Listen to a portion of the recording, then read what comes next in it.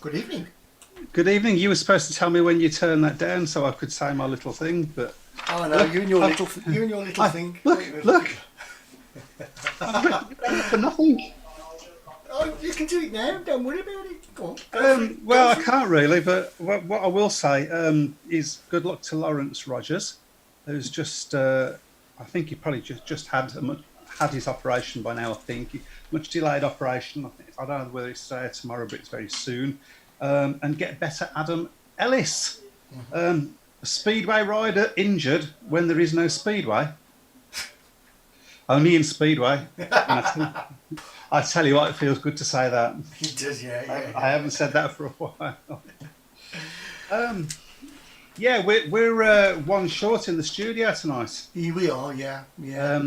and we don't want to go into any sort of details, but just to say, Matt, our thoughts are with you and your family at the moment. Take care. Yeah. Hope we'll see you next week. And good luck.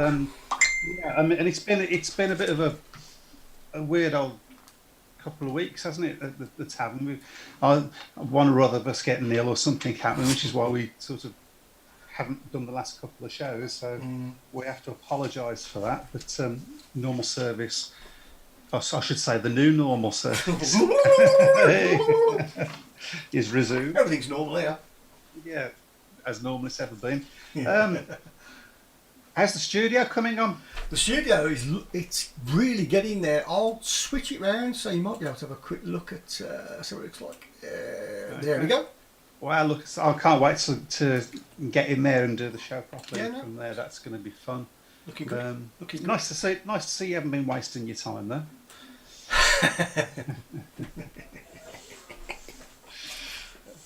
Yeah, okay. Wasting my time. Have we got a show for you tonight? No. Have we got a show for them? Well, No, we have. Phil Morris is going to be joining us anytime soon, hopefully. Yeah. We're just waiting for him to What the pop hell up. was that? That's my new phone. Sorry about that. That might. Okay, that was actually our friend, Mr. Morris. He'll be with us Oh, right, okay. very soon. Terribly professional of you to have your phone on once again. Well, I sort of needed it because of Mr. Morris, as I say. So we're sort of trying to sort things out as we speak. Okay, so what's been going on in the world of Speedway then? Well, there hasn't been any Speedway. No. However, I mean, the last sort of message from the BSPA, it was BSPA Limited now, I believe, was positive sounding. I think we're close to a decision being made on whether we're going to start with Speedway in August. I'm just going to have to go and close the door because that's my son. Yeah. You can hear behind me, and he's very loud. I do apologise. Hold on a second. Can you hit him for me as well, please? Thank you. Okay. So, just while Mike goes and slaps his son round the back of the head, I do believe Phil Morris is This is also professional. yeah. Okay, so Phil Morris is in the waiting room, so we'll get him in. Oh, brilliant. In a second. I'll just... there you go. Okay. Good evening, hopefully. Oh, Ruby Morris. Ruby Morris. Ruby! That was me singing, by the way. I bet he's not going to come on now. No, it takes a while. There we go. There he is. Hi, Phil. Can you hear us, mate? You going all right? Yeah, I can hear you fine. You do realise that your name from now on is going to be Ruby. You understand that, don't you? Yeah, sorry. Yeah, I set up as my daughter's Zoom. Sorry about that. How you doing? Yeah, good. Just had a first game of golf.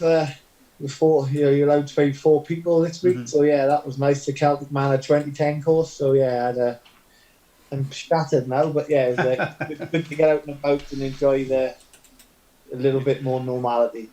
I would imagine in your role with the Speedway GPs, you've been going to lots of meetings and Zoom meetings, obviously, and lots of discussions about how, when, and so forth. But that Speedway is going to be getting back together. Yeah, of course. That's what it is at the moment. We are actually having a physical meeting, face to face Okay. or around the boardroom table coming up later this week in London. So yeah, a lot more will be announced after that, I think. Are you feeling positive? I mean, I'm sure that you can't tell us too much at the moment if this Very meeting's been, positive, yeah. yeah, but yeah, brilliant. And obviously the latest, as I was just been saying, the latest sort of message from the BSBA has been quite positive. So I think we've all got fingers crossed at the moment. Yeah, it is. There's no worries that it will happen from the Grand Prix side. It's just a Mhm. case of nailing down where and when. But yeah, it is going to. You will have a season Grand Prix. Brilliant. And of course, that also had the European Championship has started up. So that's been nice to see that as well, and a few of those riders. It's interesting to see Nicky Pedersen trying his hardest, I think, to get back in the Grand Prix for next year. I think it's a big thing. Big carrot to be dangling in front of them that the winner will be the first rider into the Grand Prix for 2021. So it's a big carrot and it's a big achievement. Obviously, winning the European Championship is a big achievement, and that's what they're going for. But obviously, it's an added bonus, and it puts a bit more pressure on everyone. You can see there's probably 5, maybe 6 guys that are in the running. So yeah, it's quite interesting. And one of those, of course, being Robert Lambert, which is really good to see. Yeah, I think he's having a good season, and yeah, the 5 or 6. I think you've got obviously Pedersen, Lambert, Mickelson, Laguta, and Madsen. They're the guys that stand out a little bit, and maybe Smeckhaler just below them. But yeah, they'll all be battling and trying to get that win, and also then the place in the Grand Prix next year. It's been quite a long time, Phil, since we last had you on the show. I think last time we had you on the show, you were still team managing for Birmingham. A lot's changed in your life since then. Yeah, say that again. Yeah. It's for the good. I'm very pleased and privileged to be where I am, and it's a bit of a strange year for everyone, not just me, but yeah, be glad to get back to it and back to reality for myself. So how did that actually come about that you sort of got that job? Was you asked or did you apply, or how did that actually work? It's a bit of all sorts. I was working a little bit with Chris Harris in the Grand Prix, so I was around the Grand Prix. I'd worked at Cardiff as clerk of the course for 3 or 4 years. So at the time it was Tony Olsen. I was next, sort of in command to him as the clerk of the course. So I was working a lot with Tony Olsen, and obviously I did some training camps. Being under 21 British team manager, I got involved in FIM training camps. There's quite a lot of road that led to when Tony Olsen was finishing. I was sort of asked if I would be interested, number one, which I said yes. And yeah, it sort of went from there. I went to Geneva for an interview and got the job. So. And your feet never touched the ground since. I mean, you get jetting here, there, and everywhere to all these different. Yeah, so it's really humbling to have the job. I'm privileged, but I hope I'm doing a good job. And the riders, I got a lot of respect both ways. They respect me, I think, and I respect them. So that's the main thing. I do it. I wouldn't send the riders out on. You think they wouldn't be class safe, and they know that. So yeah. I mean, I guess it helps that you're an ex-rider, so they understand that you understand how things really work and what's acceptable and what's not acceptable. Yeah, of course. It's 10 years ago now I stopped racing, so there is starting to get a bit of a gap, and bikes have changed. Is it really? yeah, bikes have changed and things like that. So yeah, but yeah, the general basis in my mind is I still know what's a safe track and what's not, and whether it's too much to race on and things like that. And what's been the most challenging part of your job? Would you say? Challenging. Yeah. I can think of one meeting that was particular. Yeah, probably the first one in Warsaw. Obviously, yeah. It didn't get much worse to start for me than that, and it's funny because Tony Olsen was with me that event for the first 2 events, and he said if I was to add up everything that went wrong in 6 years, I couldn't have had it, and it all happened on one Right. night. So he said, you have had a very bad luck at the start. And there's a lot of it I can have done nothing about. But yeah, it wasn't the greatest start. But you learn from some of the things that happen, and you try and make it better or improve things. But yeah, it's that was obviously challenging, but I like having a challenge with meetings that are tough to get on because of the weather or the track. I quite thrive in that. So yeah, I take all the challenges on and hit them on basically. So, looking at all the current crop of British riders that are coming up at the moment, I mean, obviously we've got Robert Lambert, and I don't think anybody's got any doubt that he's a Grand Prix rider of the future. Is there anybody else there that you would sort of think, I'm going to keep my eye on him, he might be up here soon? I think obviously Dan Bewley, he's having a tough time now in Poland. It's a big step up to go straight into a top league. But and he's very, very young, of course. Looking at what he can do, he's very light. On the bike around Manchester and Bellevue, he's exceptional. And yeah, I'm sure that his time will come. He's a little bit behind Robert, as everybody knows, but similar age. But I'm sure that he will. He'll be one to think. And there's obviously others then as you go down the line. But it's not me to really pick out guys. They're the ones that have to do it week in, week out in Britain, and probably then get abroad to Poland, which I think Robert Lambert's in the top 10 of the averages in the extra league in Poland. So he's obviously doing a good job, and to be in that kind of caliber of field. And I'm sure he had a taster last year in the Grand Prix. Robert did, and this year he's not involved. And many riders like Ty Woofenden was similar to the other year out, and it showed him what he needed to do that bit of a year experience. Yeah, so you never know. Next year he could win the European Championships, he could win the qualifiers if he won them, or he could get a wild card. You never know. No, but but he is definitely one for the future there. Yeah, I agree. So normally Matt would jump in at this moment, but unfortunately Matt's not with us, and we are thinking of you, Matt, at the moment. So I've come to the end of my questions, so I'm going to just sort of waffle on a little bit. But everybody's used to that. To be fair, everybody's used to that. Actually, Chris, have we got any questions coming in while I'm thinking about it? So we'll be soon. So she's very professional. Have you got any questions coming No, in, not Chris? yet. All right, okay. Because Phil, just to sort of refresh your memory on this, we have what we call a shout box, and people will put their questions on the shout box, which we will obviously we don't give you them all. Just the select ones. They get better. But that's so. We were doing that. If you was, I'm probably going to put you on the spot now. If you was to take a guess at which was going to be the first Grand Prix this year, what do you reckon we're looking at?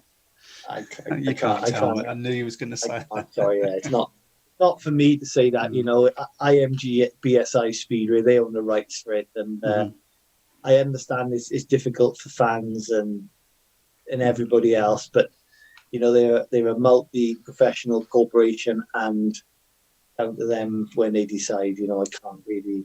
There are plans in place, and I'm sure the plans at the end of this week will be rubber stamped, and then you'll have some information. But I think they've already said he's going to be looking at 8 Grand Prix. BSI have said that. So. Right. Which is not bad going. Which is not bad going, is it? No, when you're considering, the time scale of what we're looking at. We will be working hard to do that. So we're looking to get a season together, and hopefully, some of it will obviously be based in Poland, which is still some events, like Torrance still on the fixture list and things like that. So there will be some announcement, I would think, within a week from now that we'll be giving information on what we're doing. I think this is going to be a very, very important week in Speedway in terms of the Grand Prix, and also in terms of what's going to happen or not happen. We still don't know yet in British Speedway. Lots of fingers crossed at the moment from fans. I think with Britain it's very tough And as a sporting nation, there doesn't seem to be any crowds anywhere. Where like Poland, for example, they're allowing 25%. If the British government did that, that would solve British Speedway. Yes. If you could have 25% capacity of stadiums, I'm sure that wouldn't be a problem with any track. Any track, yeah. That fixes it. I think you're right. I don't think we're in that situation in this country yet. We're still a bit more cautious and behind, which is, might be the right thing. Who knows? There's no right or wrong answer to this. We're at the mercy of the COVID. Yeah, and obviously, people's safety is always the most important thing. Chris, I saw you put your thumb up. Does that mean you have a question? In there. Okay. I want to get them before they disappear. Anthony says, is it true that Phil assembled our 2015 National League winning team? Yes, it was. Yeah, yes, I think because Graham didn't know, or Tony, they wasn't sure, and I was obviously involved with the young guys. Mm-hmm. So yeah, I think Tony said, "There's a budget. Go and get the guys. Go and get the." So yeah, I put that team together, which I think was Adam Ellis that was at the top, and then they worked their way down. So yeah, I think they did very well that year. So yeah, it was a interesting stat that people might not know, but yeah, that was probably my last involvement properly doing something with Birmingham, was building that team. So. I think the obviously the thing that made that team was getting Adam Ellis. I mean, it was pretty unbeatable wherever he went that year. I think there's a good couple of youngsters as well, like Jack Parkinson, Blackburn, and people like that. I think it all came together, and it was a good team they had. When do you miss team management? I think what I've got now is probably the pinnacle of the jobs I could pick racing a Speedway bike. If I was to pick a job, it might be what I'm in now. So I don't think I miss anything at the moment apart from putting my leg over a bike. Maybe a little bit when the tracks are nice. But yeah, I get my adrenaline sort of rush from what I do now. So I quite enjoy that.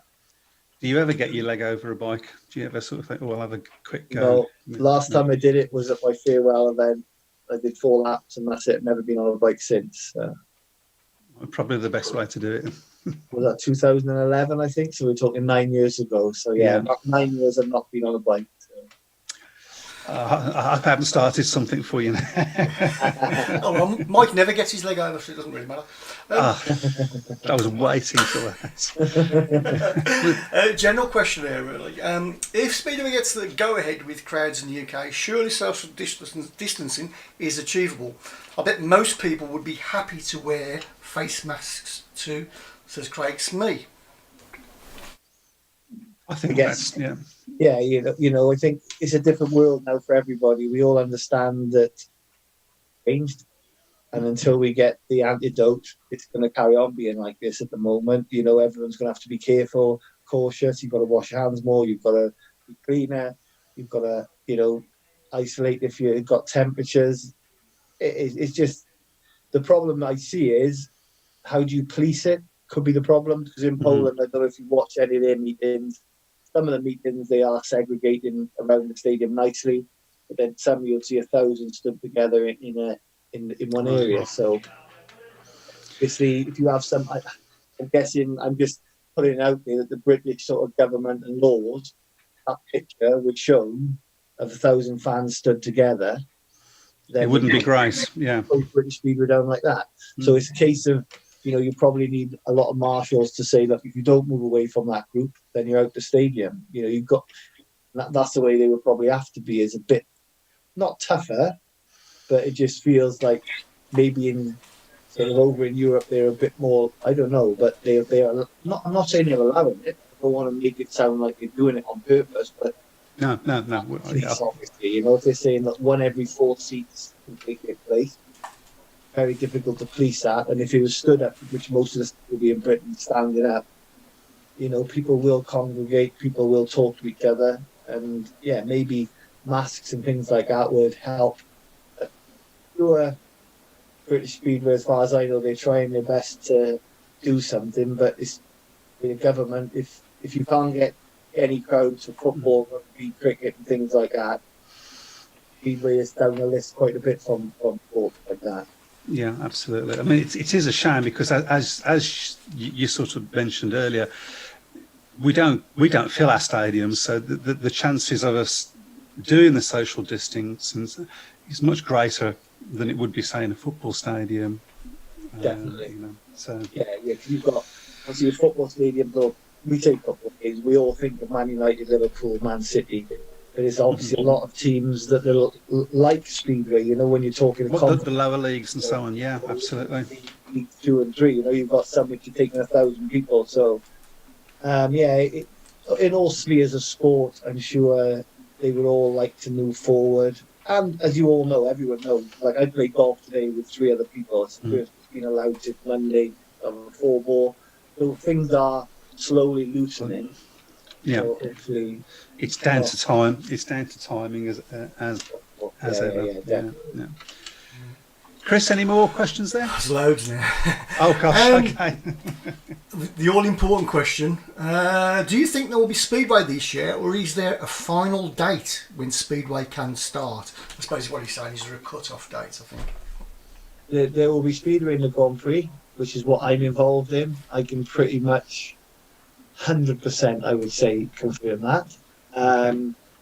British Speedway, I don't know enough about the ins and outs that I could say, I know as much as you, like maybe a bit more if people chat to me, but yeah, it's, I think they've got, the next few weeks is a sort of not a cut-off date, but a D-Day, let's say, for British Speedway, whether they decide, I think Glasgow have gone public saying they're not going to race. I think there's 2 or 3 others that are sort of, maybe you've heard that they're not going to run. Maybe not been announced yet. So yeah, you may have 4 or 5 teams that are not going to run anyway. So right. This is problems could arise from that. And there are also sort of other problems, aren't there? I mean, a lot of riders have had to go and find jobs. Yeah. So whether they're going to be available. I mean, a lot of Australian riders, obviously in Australia, are they going to be available? And you look at Birmingham, we have an Italian rider. Is he going to be available? We've got a German rider. Is he going to be available? So there's an awful lot of questions to be asked. But, I mean, my understanding from what I've picked up is that probably we need to be going by the beginning of August for it to happen. I think that's basically, if you're looking for a cut-off date, that sort of would be it, really. So, I think obviously Monday, yesterday there was the opening of sort of a little bit of the quarantine and everything, where people could travel in from, and I'm in London, I'm speaking with people from 3 different countries in London. So, the movement of people around Europe, I think Sweden and Portugal are still some small issues, but obviously that hopefully will improve. But I don't think the movement of the riders is the issue. But what I would say from a rider's perspective, you look at a good rider or a good Premier League. I say League and Premier League. I'm still old. yeah, you know what I mean. Yes. They might earn £1,000 a meeting in the League, £500 in Premier League, and if they're doubling up, that's great. But if they're just doing one league and they say, right, we're going to do 10 fixtures, would they want to, start the season and do all that when some of them could be getting furloughed and getting paid as self-employed people, getting paid £2,500 a month. So over a 3-month period, they're going to get 7,500, and over that 3 months, if they say, right, we're going to give you 10 to 12 Premier League meetings, that's £500-600 a meeting, they're going to be worse off. So I think the problem is going to be, there will be some riders, I'm sure, that even if you say, yes, we're going to run a shortened season, sort of dozen meetings, blah, blah, blah, riders will say, I'm out. Yeah. Because they may have a job as well, they may have found a job, and in this day and age, the amount of people that's lost their jobs, if someone's got a job, it's probably wise to keep hold of it. So yeah, you're going to have some issues with rider availability. If you get the thumbs up and all systems go. I'm not saying there's going to be a lot of guys that's going to just let's go. They got the bikes ready, but some are going to think, well, I spent my money on my equipment. I've got a job. All I've got to do is get to the next March, and then I can start again. I haven't got to pay no more money. And you go back there, it's funny, is when they cancelled the Grand Prix at Cardiff, and obviously fans were offered a refund or to roll it to next year. I think BSI were very shocked at the little amount of people that actually asked for a refund. Really? I think most people's thinking was, well, I paid for the ticket now. I haven't got to pay next year, so I got it next year, you know. So I think that would be the similar kind of feel where maybe some riders think, well, I paid for all my equipment, I spent my money. Why am I going to go out there for half a dozen, dozen meetings? That could be a problem as well. I don't know. We shall find out soon enough, hopefully. Yeah. Chris? Colin Richardson in Dubai says, "Hi, Phil." Hi, Colin. Craig's dad. Craig and Lee's dad. Yeah, these Lee Richardson and Craig Richardson. Their dad lives out there. So, yeah, very, very good guy. And I think when Lee started to be at Reading, he was always round about. So, hope everything's okay. I'm sure the weather's better out there, and he's enjoying himself. Simon says, does Phil think after riding in Poland, Robert Lambert said he may maybe give UK a miss because of the travelling to get even better in a far superior league? I've missed an apostrophe there, but of course, Robert's got a decision to make. As everyone knows, even with less money in Poland, they make substantially more than they do in Britain. I know if they leave the country, I don't know, you look on social media, someone like Nicky Pedersen, as soon as his meeting finished, he goes back to Denmark. But when he comes back to Poland, then he has to have a test. So he has to go through a little bit of... so there is a little bit of hoop to jump through. But I don't think, there's riders moving all over Europe now. I know Martin Vasulik has been back to Slovakia. They are movement now where they originally just all told they must stay in Poland. They've now that's been laxed a little bit where they can go, but they must test when they come back. Good stuff. Andrew Nelson says, this is Grand Prix, why not have Grand Prix starting procedures in the Premiership, i.e. strict 2 minutes with a 2-minute clock next to the start line? I hope you understand that. Yeah, I think, to be fair, I think they were going to do it this year. It's something that I've always said for the last 4 or 5 years. It's strange because as a rider, I never had it. And you obviously knew roughly what the time was. When a 2-minute buzzer comes on, normally you get ready and you're on the track within a minute and you have a quick look around. But it is quite difficult, and I've never, luckily, been included for the 2-minute warning. But as a rider, it'd be very difficult in the UK to suddenly say you're out when you didn't know you've got no indication of that. And I think it just makes all the riders are aware of it, they know it, and the start marshals know it, and it becomes norm to everyone then. But when you haven't got that clock, obviously, and again, I think Britain always used to have a different rule saying as long as you're on the track, riding towards start, it was okay. And there's no real black and white line. Yeah. Say, with the 2-minute clock, yes. I think it's the sake of having a clock there, it solves the problem. When it's 0, if the rider's not, is the referee, the crowd know, the referee knows, everybody knows. Because there's been many of times where I know riders have been 2.5, 3 minutes and the referee just lets it go because not a clock. Where on the other hand, then it's not fair on the other riders in that race. Yeah. If someone did take 2.5 minutes, they should have been disqualified. And then it's also not fair on the next rider that gets disqualified. Correct. For 2 minutes. And I think, speaking as a fan, it's horrible not knowing and then seeing, well, that was more than 2 minutes and that wasn't even 2. Yeah. But that's what you get then. You get people will time it. That was like nearly 3 minutes. What's going on, ref? Could have cost us a league title, whatever. Yeah, exactly. So, I think black and white, 2 minutes. When it's 0, if you're not ready, that's it. Tough luck. Yeah, absolutely. I agree with my opinion. But Phil, your favourite track and your worst track when you rode? Gotta be careful here, Phil. Stephen Fawcett. Probably Reading was my favourite because I spent so long there and I had it dialed in. Bradford was a bit of an outsider when I used to go there in the early 90s. I did really like that place. Dislike. Careful. Yeah, it will be Birmingham's up one of the better ones. Don't worry about that. I would probably say Exeter. I'll be a bit of a cliche and say the same as everyone else, just because you've got a solid steel safety fence, and you're expected to ride the foot from it at like 80 miles an hour.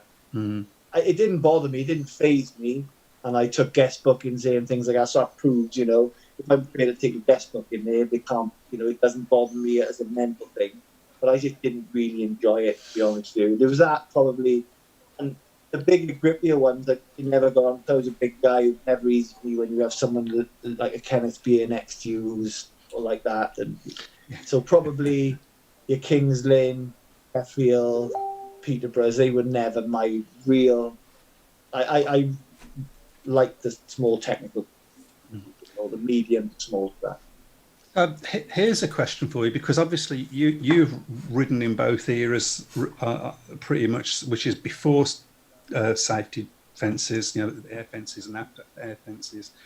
There's been a lot of sort of talk about whether air fences have made riders perhaps ride a little bit more aggressively and a little bit more, don't want to say dangerously, but you understand what I'm saying. What would you say from your experience? Well, the simple fact is, I know 9 out of 10 or 99 out of 100 riders are bad for air fences. It's the times, when you graze off a fence, an air fence can actually suck you in, damage your bike and damage you. One of my very good friends, Glenn, broke his legs because his bike was air fence and his leg went over the handlebars. So I can see the negatives, but the reality is when you have a real bad accident and you go into a safety fence very fast and very hard, when you've got that air cushion there, it does give you a little bit of a safety blanket. It doesn't always work, but 9 times out of 10 it does. And I think from a rider's perspective, it's a safety blanket. Probably, obviously, before we had air fences, we didn't think about it. So we just raced. Maybe I wouldn't say a 10%, maybe a 5%, from my opinion. Riders might think, well, I'll go for something that maybe wouldn't have, and 1 in 10 they might not do, and they will with an air fence because a little bit of security, maybe. Interesting. Yeah, I mean, I think that's probably what I would have thought, to be honest. But it's not not as big as some people think, because when you're a rider, you just have to sort of switch everything off around you and just focus on what you're doing. And, when you get into that first bend, you'll do whatever you need to get to the front, or to put your elbow above whatever. You race to the maximum you can. You're not thinking about, we got an air fence here, so it doesn't matter if I crash. You wouldn't think like that. I would imagine I would imagine once you start thinking of stuff like that, it's time to get out, isn't it? Correct. Yeah. It's not good when you start thinking about injuries or crap. Yeah. Chris? Oh, no, you've gone, Chris. We can't hear you, mate. I'll turn my microphone up. That's a good idea. Paul Dutton wants to know, if Madsen won the European Championship and ended up in top 8 of the GP, would the second place rider in the Euro qualify for the GP series? Not necessarily. Down to us to decide that. So if the winner, but it does say, if the winner of the European Championships qualifies also through the top 3 of the Grand Prix Challenge or the Grand Prix, then it's down to us to pick. Not saying the second place rider wouldn't get it, but we're not saying it would either. There would be no guarantee. It would be to the Speedway Grand Prix Commission like that. But again, this is something that may change because of the situation. Who knows? This is what we have to talk about, whether the qualifying still stays the same. Will we have a Grand Prix Challenge? That's still up in the air as well. So it's a difficult year. But yes, officially, the answer is he would qualify from being in the Grand Prix top 8, and the winner of the European Championship, him, would already be qualified. So they wouldn't be another place. And of course, there's been some changes this year, isn't there, to how riders qualify for the next year. Perhaps you could talk us through some of those. So I can't keep up with it all. Yeah. We instead of it was obviously always 8, and the other thing we changed is points scoring for the first rider gets the most points, 20 points, and then down, which is a little bit different. And we just felt that over the last few years, many interviews, whether it's TV, whether it's magazine, would be just about points. All I need to do is score points. I'm not worried about whether I win the meeting. I don't care if I make the final. As long as I'm scoring my 10, 12 points, I'm happy. Doesn't come across great, that doesn't. Even though I understand as a rider that's their goal, now their mentality will have to change a little bit, because it's not just about making semi-finals, because if you win the final, someone's going to get 20 points, so they're going to get a bit of a boost. So there potentially could be a difference there, number one. And also, before a season starts, many riders will say, well, my goal is just to stay in the top 8. And so we've tried to take, not a safety blanket away, to try and make it, everyone's got to be going for these wins, and we've got to be pushing to try and get to that next level. So the reality of the changing of the points, there's many people outside Speedway that could never understand the guy at the top of the roster who scored 14 points, the guy in second that scored 18. Yes, absolutely. Not I could never understand that. So. There's not any other sport to do that. No. So, of course, you'll have the Speedway fan that will sometimes say, well, what about someone that's done fantastic in the 20 heats and crashes out or breaks down in the semi-final? But that's sport. In any sport, Usain Bolt, 4 years he races, there's one race at the end of it.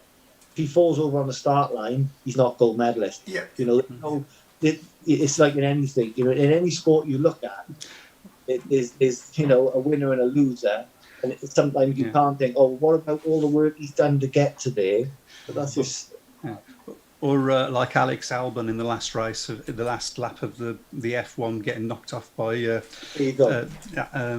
It's exactly, and of course this sort of puts you in line with the F1 Grand Prix as well, doesn't it? That's one of the things I've used when people have said, "Oh, that's disgraceful." If someone gets a 15-point maximum and then his engine breaks down, he's only going to end up with like 9 or 10 points. It's not fair.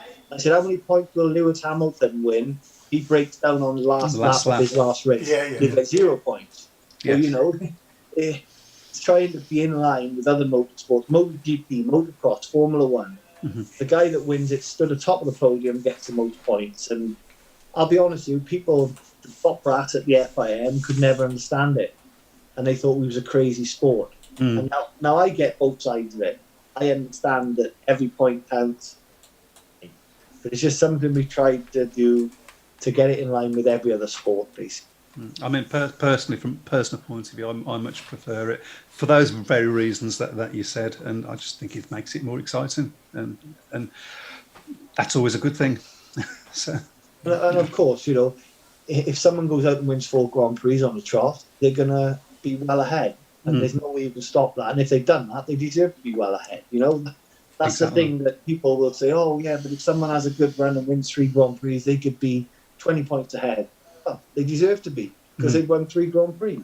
So it's not likely to happen. It doesn't happen very often. So no, it doesn't, but it could. Yeah, of course. Chris? Simon wants to know, who picks the wild cards for the Grand Prix? Some of the decisions are baffling.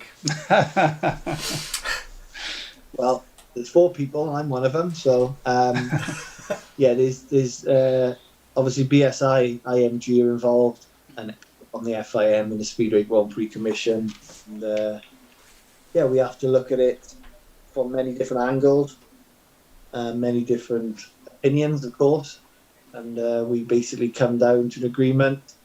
It might not be what the ones I feel. It might not be the ones the FIM feel. It might not be the ones that the IMG feel. So we all come together and eventually, basically the reality is we have a big whiteboard. We write down the names we all feel, and we whittle it down.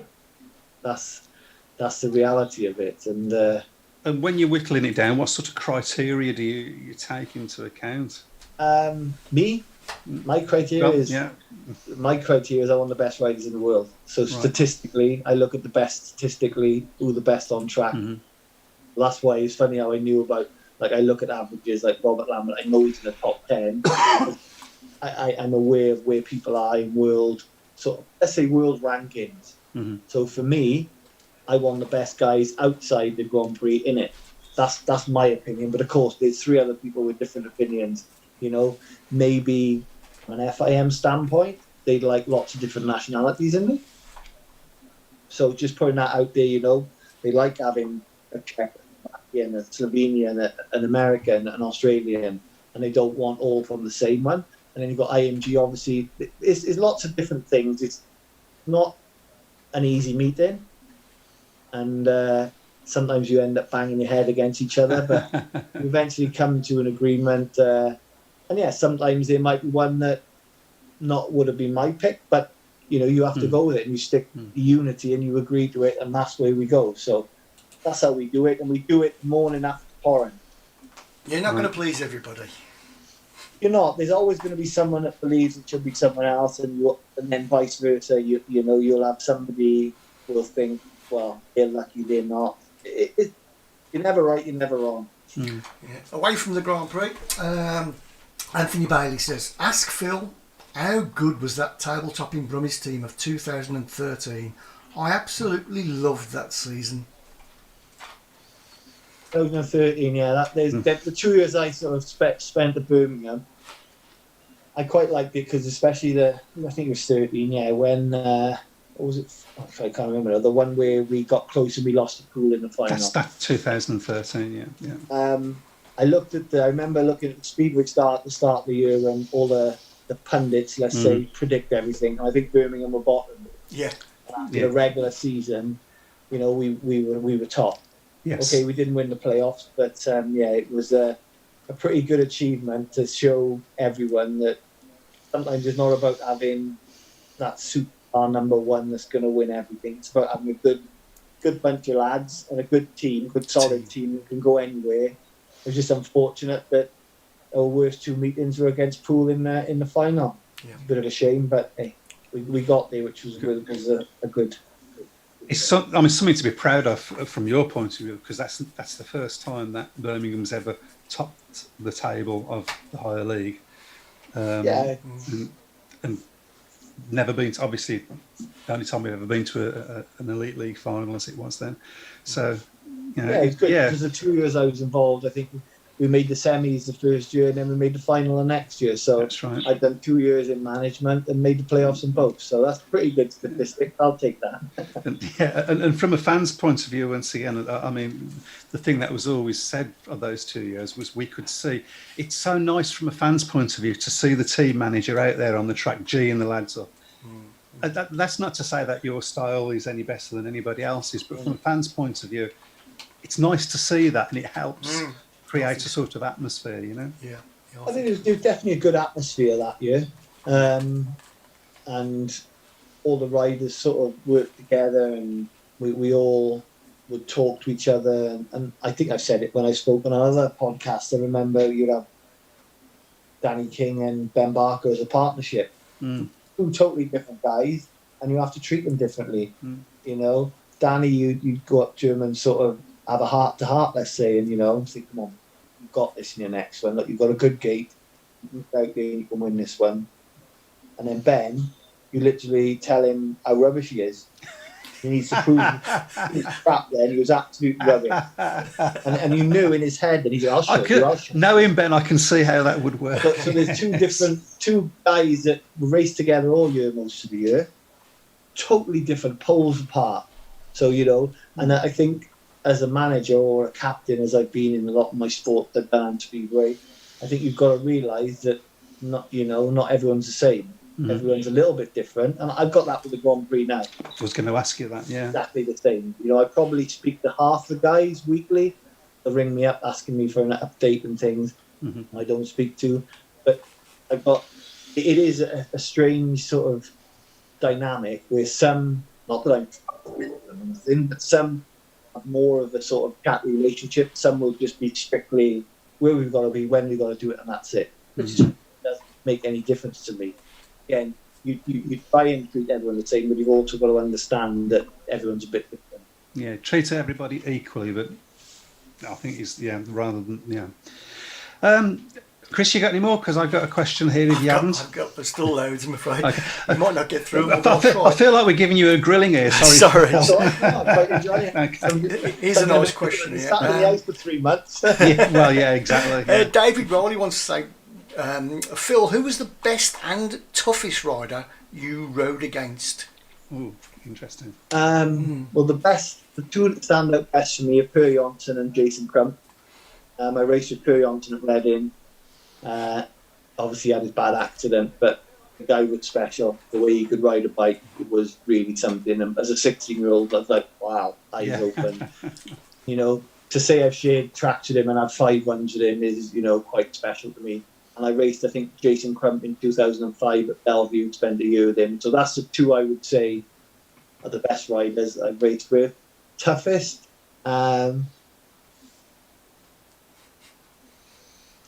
the tough guys I was brought up with when I was like people who I still work with now in the FIM is like Armando Castagna. He's a very tough sort of guy, and Jason Lyons another tough rookie as well. I know I raced him for a few years, but he was there's quite a few that you were classed as sort of good solid competitors. I think I was probably classed as a tough guy as well. I wouldn't back out of things which probably made me have a few more accidents. Many people won't realise this, but when you have 50-50, 2 guys going down the straight and you almost know that someone has to back out or there's going to be a crash. My mentality is like, well, I'm not going to. And the problem is when you have 2 guys like that, then you do have a crash. But once you give someone in any sport that edge, and I spoke about, one of my best friends, like Glenn Cunningham, who I raced with all through my youth. When we was in the adults, I knew if we was ever 50-50s, he'd be like, he knows me, so he'd be like, nah, back out. Right. So once you knew they'd done it once, but look at someone like Lee Richardson, one of the safest guys on the track, would always back out of a 50-50, and you just never know what roll of the dice you're going to have, really. No, I think that's. We was talking about Formula One, and that's a little bit like that. Don't if you get to that corner at the same time, don't be the one that backs out. If you crash, fine, but he knows that's where you are and what you'll do. And, I think that's what you're about. I think once you've got that racer's brain, and again, you probably look at someone like Ben Barker, who's probably the world's worst for that. He could be on a 90-10 against and he'll still keep going. Because that's his mentality. Yeah. And sometimes that can cause problems, not in a bad way, but I mean for him, or more accidents happen. But it's just that once you've got a racer's mentality, it's hard to get out of that. Of course, from a fan's point of view, we love to see that. I mean, absolutely. And I think you get an affiliation with the fans when they see that you're racing for 4 laps. Yes, absolutely. That was one of the things I said as a Birmingham team manager. If I see anyone pull off on lap 3, not genuine, I said, I'll kick you through the pit. I just don't want race till the end. Whether you're first, second, third, or fourth, race for 4 laps. Not just for me, but for the fans as well. Because that's one thing that grates me a little bit when you see riders when they're having a bad day and they just look at their engine and just pull off. Yeah, because you never know when somebody's going to have an engine failure or you just don't know, do you? So yeah, absolutely right. I'm going to jump in here, Chris, while I've got the chance. Okay. Because it's sort of pertinent to what you mentioned before. I was thinking about when you first started Speedway, and you started really young, didn't you? About 9 or 10, I started grass track, youth grass track, and got reasonably good at that. And so from the age of 12 to 16, I was British champion. And then as soon as my 16th birthday came, I was racing in the very top league with Reading, with a team like Per Johnson, Jeremy Doncaster, Armando Castagna, Tony Olsen, Dave Mullet, and Jan Anderson was at reserve, the number 3 in the world. So it was a lot tougher than it is these days. And I think one of the first meetings I had, it was Joe Screen and Kelly Moran at reserve against me. So it got to show different. But yeah, that was my start of my career. So that sort of the fact that you went straight into the top league, which you'd never see these days. Or I don't. Do you think that we should see more of that? Is there some riders that you think, do you know what, you should have taken that chance? For me, what they do in Poland should be done in this country. Mm-hmm. You know, 2 reserves under 21, and so Poland's very tough because they've got like sink or swim culture. If they don't make it, then they don't make it. Yeah. But the better ones do, and you look at the under 21 teams year after year after year, they're the best. Yes. Because when you look at some of these guys in extra league this year, you don't even know the names, and you know, wow, they're amazing. They're beating world stars, and it'd be like someone 16-year-old or 17-year-old in Britain going out and beating Jason Doyle and Nicky Pedersen this year. It probably wouldn't happen until you give them the chance to get better. And I don't know, I feel that draft they had, you know, which I was involved with, was a start of something to say, right, 2 Brits at reserve under 23, whatever, was a start, but it never seemed to follow on. I mean, I think possibly part of that is EU regulations made it quite difficult, but that certainly is going to be rubbish from next year, isn't it? That's what they'll use. They'll use this EU regulations, but they won't be able to do that from next year, though, will they?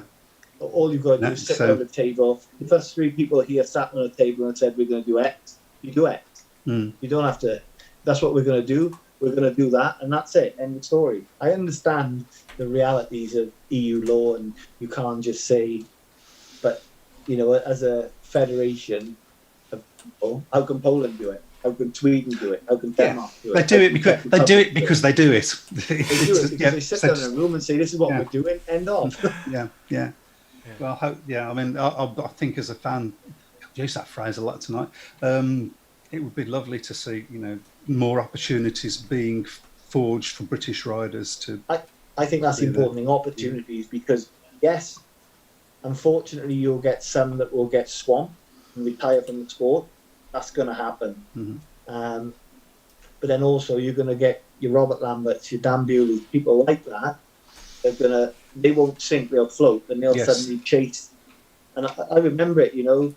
God, I was there as a 16-year-old, you know, like a rabbit in the headlights a little bit. But you almost have to just try and keep up with them to be reasonable, if you know what I mean. That was my job, to watch them and learn and keep up with them at the time. So it is, I don't know, I just feel that, we don't do enough in this country. We could do more, say, in Britain. Yeah, I think it's possibly getting better. On that score, and it's nice. Well, it definitely will now, because I think the leagues are definitely going to go different directions, and riders are going to race in Britain, and some are going to race in Poland, some are going to race in Sweden. That's going to come more later. Yeah, I think you're right. It's nice to see people like Ty Woffenden.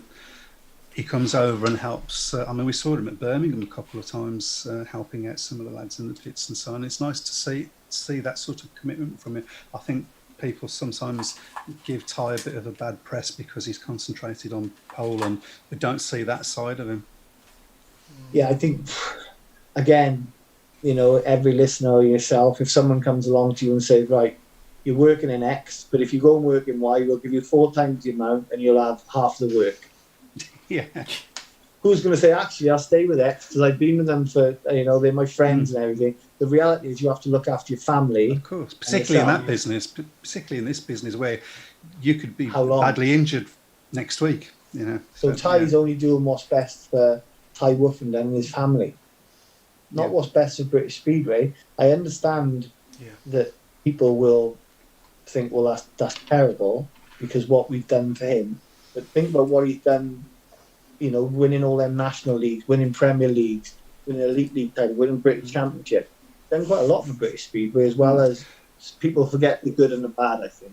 Yeah, I think also he's done stuff for British Speedway, and we've not, for whatever reason, I don't want to go into it too much, but we've not capitalised on, you know, having a world champion. Yeah, well, when you've got a world champion, you've got to. You look what Poland are doing now with Bartosz Marzlik. It's ridiculous, you know. He's meeting, you know, the president of the country. He's you know, he's doing a lot more things because Yeah. he's getting pushed because he enjoys doing it as well. But it is tough because, of course, we'd all love the Grand Prix stars in Britain, but the reality is the money's not here for it. And bit of a shock this year, Nicky coming back, I'll be honest with you. Doyle obviously lives in this country, so that's a little bit different. Saying that Ty does as well, but he still decides it's better for him and his business to just concentrate on overseas. Yeah, well, you've got to take those decisions, I guess. By the way, I'm claiming Bartosz Marszalik as a Brummie world champion, by the way. It's just, he did one meeting, didn't he? Yeah, I'm claiming it. Well, no one else in Britain can claim him, so look at it that way. That's true, absolutely. Right, well, I can't believe that's the time. That's crazy. Probably got time for one more question, Chris, if you've got one there. There's quite a few, so I'll just pick a quick one at the bottom. Okay. Does Phil think one league north and south is the way forward with no GP stars? Well, the GP stars are pretty much gone now anyway, and there's not a lot left, I think. Yeah. Jason Doyle, that's it. Potentially, yes, that could work. But the problem you've got is, no disrespect in the sort of lower scale, lower payers, I say people like Berwick and your Scunthorpes, how can they compete with the Bellevues, the Wolverhamptons, the other end of the spectrum? It's quite difficult to sort of even the playing field. Possibly North and South, yeah, or one big league.